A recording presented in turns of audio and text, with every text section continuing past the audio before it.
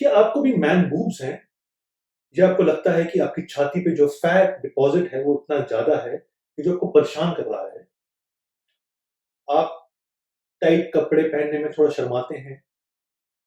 या आपको लगता है कि आप हिचकिचाते हैं स्विमिंग पे जाना या बीच हॉलिडे पे जाना?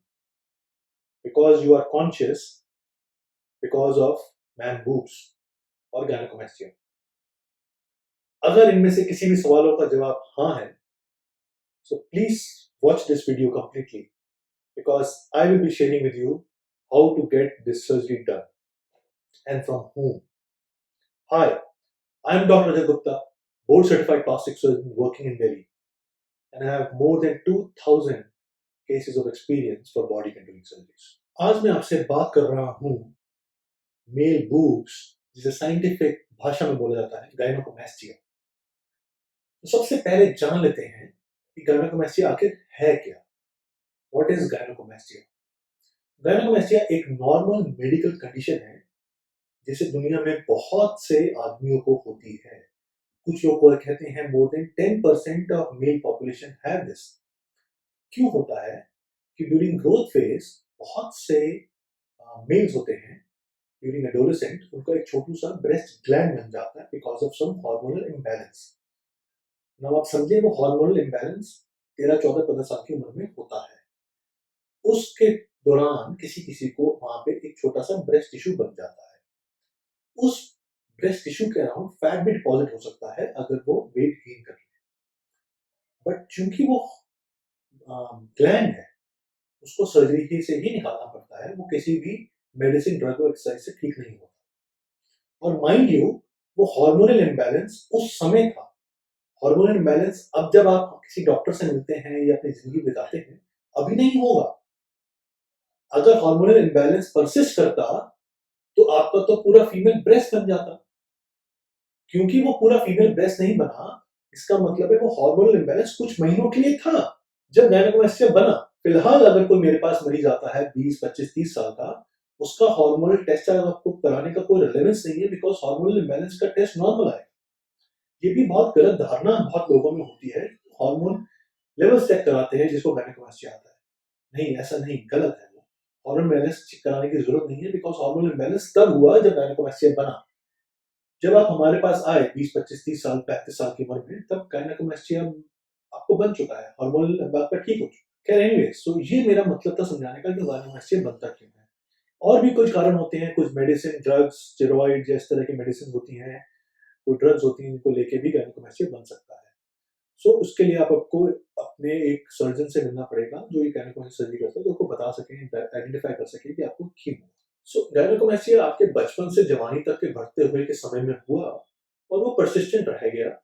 पूरा ब्रेस्ट नहीं बना लेकिन एक ऐसा बल्ज हो गया जो आपको परेशान करता है और इसको बहुत आराम से सर्जरी के द्वारा ठीक कराया जा सकता है ताकि आपका जो शेप है चेस्ट का, आपकी जो इमेज है शेप चेस्ट की, वो बिल्कुल एक नॉर्मल मैस्कुलिन चेस्ट की तरह बन जाए। This is very important because you see I get lot of patient जो परेशान होते हैं, दे आर सेल्फ कॉन्शियस, अपनी बॉडी से कॉन्फिडेंट नहीं होते, डिप्रेशन भी होता है किसी किसी को एक्सट्रीम्स में। लेकिन ये समझना चाहिए कि गायनेकोmastia का ट्रीटमेंट बहुत आसान है, सरल है, रिजल्ट बहुत ग्रेटिफाइंग है और उनसे आपकी परेशानी ठीक हो जाती है। अब ये समझना पड़ेगा कि इसको ट्रीटमेंट कराएं किससे, किसके पास जाएं। मेरे पास बहुत से मरीज आते हैं और उनका एक सवाल होता है, जनाब गायनेकोmastia सर्जरी किससे कराएं और कैसे करवाएं। कैसे इतना इंपॉर्टेंट है बिकॉज लोग चाहते तो हैं कि फ्लैट चेस्ट हो जाए, बट वो ये नहीं चाहते कि किसी को पता चले कि उनका सर्जरी हुआ है, उनका कोई निशान ना छूटे जो दिखे। सो रिजल्ट तो वो चाहते हैं मैस्कुलिन फ्लैट चेस्ट, बट वो ये नहीं चाहते कि उनका निशान या सर्जरी का स्कार कोई विजिबल हो।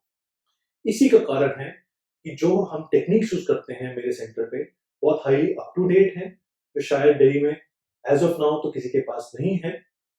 सो मैं आपसे बात करना चाह रहा हूँ कि गायनेकोmastia ट्रीटमेंट मैं कैसे करता हूँ। हाउ डू आई ट्रीट गायनेकोmastia सर्जरी।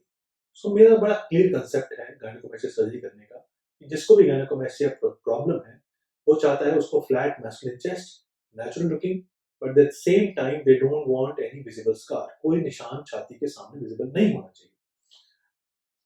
सो मैं एक टेक्निक यूज करता हूँ जिसमें हम छाती के साइड में, बगल में हमें छोटा सा कट देते हैं 3 to 4 mm का, इसका बहुत हल्का वही निशान आता है अगर आता है तो।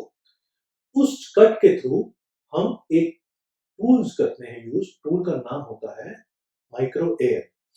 वो माइक्रो एयर टूल एक ऐसा है जो अंदर जाता है और ग्लैंड को छोटे छोटे पार्ट्स में तोड़ देता है।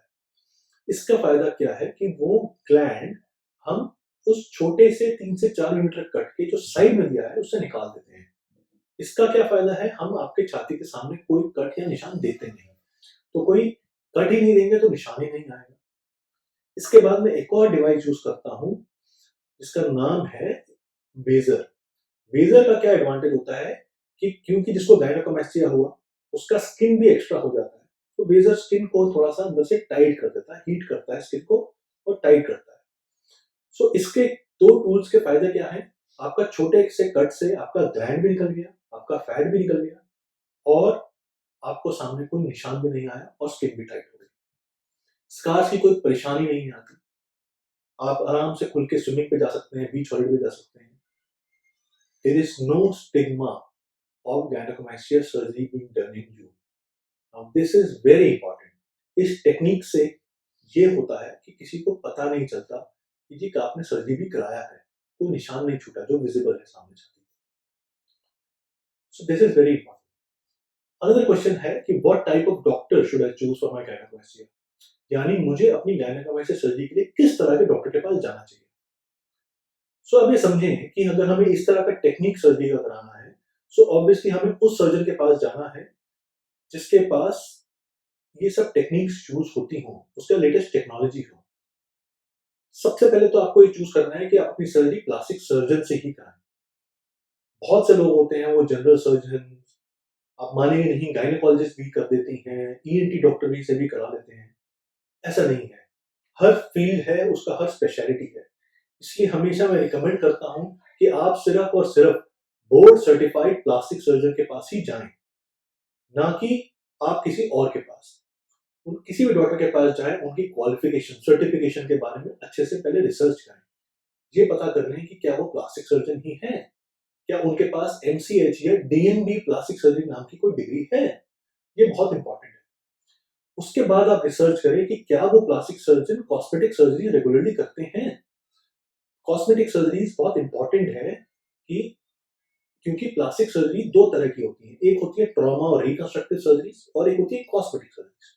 तो क्या जिन सर्जन के पास जा रहे हैं वो कॉस्मेटिक सर्जरीज रेगुलरली कर रहे हैं, तो ये बड़ा इंपॉर्टेंट है कि आप ध्यान से चूज करें कि आपके सर्जन कौन है, क्या वो प्लास्टिक सर्जन है और वो प्लास्टिक सर्जरी में क्या कॉस्मेटिक सर्जरी रेगुलरली करते हैं, ताकि वो आपके एस्थेटिक्स का, आपके रिजल्ट का उतना बारीकी और फिनिश से ध्यान रखें ताकि आपको आपका मैस्कुलिन चेस्ट मिले और निशान कम से कम दिखे। साथ में आप चेक करें कि उस सर्जन की रेपुटेशन क्या है, रिव्यूज क्या है, उनसे जब जो मिले तो ये समझें कि वो सर्जरी कैसे करते हैं, किस टेक्निक से यूज करते हैं, क्या वो टेक्निक इस तरह से इस्तेमाल करते हैं कि सामने कोई निशान नहीं आता और साइड से ही सारी सर्जरी कर देते हैं। उनके रिव्यूज देखें, उनके बारे में पढ़ें, उनके कुछ पहले पुरानी पेशेंट्स की फोटोग्राफ्स देखें, साथ में उनका एक सेंटर भी देखें। ये भी देखें कि जो सर्जरी हो रही है वो मेडिकल फैसिलिटी किस लेवल की है, किस तरह की है। अंडरस्टैंड कि this is a cosmetic surgery, don't compromise on it. आप किसी छोटे से क्लिनिक पे ना करा ले जहाँ पे सारी तकनीक ना हो, जहाँ फैसिलिटीज ना हो, क्लीननेस ना हो, हाइजीन ना हो। ये सब चीजें आपको देखनी जरूरी है, because modern technologies of surgery के साथ साथ ये भी देखना है कि आपको अच्छा रिजल्ट मिले और सेफ्टी से मिले। सो safety profile should not be compromised and that depends upon आपका हॉस्पिटल या इंफ्रास्ट्रक्चर हो गया क्लिनिक। इसके बाद देखें कि क्या वो टेक्नोलॉजीज, लेटेस्ट टेक्नोलॉजी यूज करते हैं। माइक्रोवेव, लेजर जैसी टेक्नोलॉजीज होती हैं जो हेल्प करती हैं best result in minimal deformity, minimal pain as well as minimal scars. So क्या ये टेक्नोलॉजीज आपके सर्जन यूज कर रहे हैं या नहीं। हमारे सेंटर में हम ये सब टेक्नोलॉजी यूज भी करते हैं, हम बाकी plastic surgeons across the country को सिखाते भी हैं कि how to use this technologies. ये दोनों तकनीक और machines I was the first ones to have it in the whole country. उसके बाद कुछ लोगों ने लिए हैं। इससे 100% आपको रिजल्ट मिलता है और आपको डिफॉर्मिटीज या टेंशन या फिर पेन सबसे कम मिनिमल होती है, आपकी रिकवरी फास्ट हो जाती है। बहुत से लोग हैं जो मैं जानता हूँ वो कई बार इस चीज़ों को नज़रअंदाज कर देते हैं। दे गो फॉर चूज़ करते रहते हैं चीपेस्ट, हाँ, सबसे सस्ता हो जाएगा, सर्जरी तो सेम ही होगा। नहीं, ऐसा नहीं है, सर्जरी सेम नहीं होगा। हर जगह सर्जरी अलग होता है, आपके सर्जन की डिग्री, आपके हॉस्पिटल, आपकी टेक्नीक, उन सब चीज़ों पे कॉस्ट का भी फ़र्क पड़ता है। So but I would suggest कि don't compromise on your surgery. एक बार ज़िंदगी में कराना है, अच्छे से कराएँ। हमारे पास कितने रिज़ल्ट्स हैं, आप देख सकते हैं आके। Patients are very happy because they look very natural and masculine chest. जैसे कि आप मेरे कुछ रिज़ल्ट्स की फ़ोटो हम दिखा रहे हैं, आप देखें। पेशेंट की कोई स्किन लूज़ नहीं बची है, कोई स्कार सामने से दिखता नहीं है। It looks very normal, very very aesthetic fit दी जाती है पेशेंट्स को। तो आप समझ सकते हैं कि इन टेक्नोलॉजीज़ को यूज़ करने की वजह से और हमारे एक्सपीरियंस होने की वजह से हम आप रिज़ल्ट्स किस लेवल के दे सकते हैं so that the patients are happy. तो आज की इस वीडियो से हमने क्या-क्या जाना? हमने जाना गायनेकोमेस्टिया होता क्यों है? किस तरह के सर्जन के पास आप जाएँ गायनेकोमेस्टिया सर्जरी करवाने के लिए? गायनेकोमेस्टिया ट्रीटमेंट के लिए बेस्ट टेक्नीक क्या है? सो मैं उम्मीद करता हूँ कि आप सभी को ये सब समझ आया होगा, आपको ये वीडियो अच्छी लगी होगी। गायनेकोमेस्टिया के लिए एक सही सर्जन, एक सही सेंटर, एक सही टेक्नीक चूज़ करना बहुत इम्पोर्टेंट है। मेडिकल नॉलेज के साथ-साथ ये भी ज़रूरी है कि आपके सर्जन आपकी मानसिक स्थिति को साथ समझें, उससे रिलेट करें और आपको बेस्ट ट्रीटमेंट दें, साइकोलॉजिकली, मॉरली और सर्जिकली। गायनेकोमेस्टिया के रिगार्डिंग आपके और भी कोई भी सवाल है, तो मुझे खुशी होगी अगर मैं आपकी हेल्प कर सकता हूँगा, आपको जानकारी दे सकता हूँगा। सो आप लिखें, हमसे सवाल पूछिए and I will be there to help you. Thank you. धन्यवाद।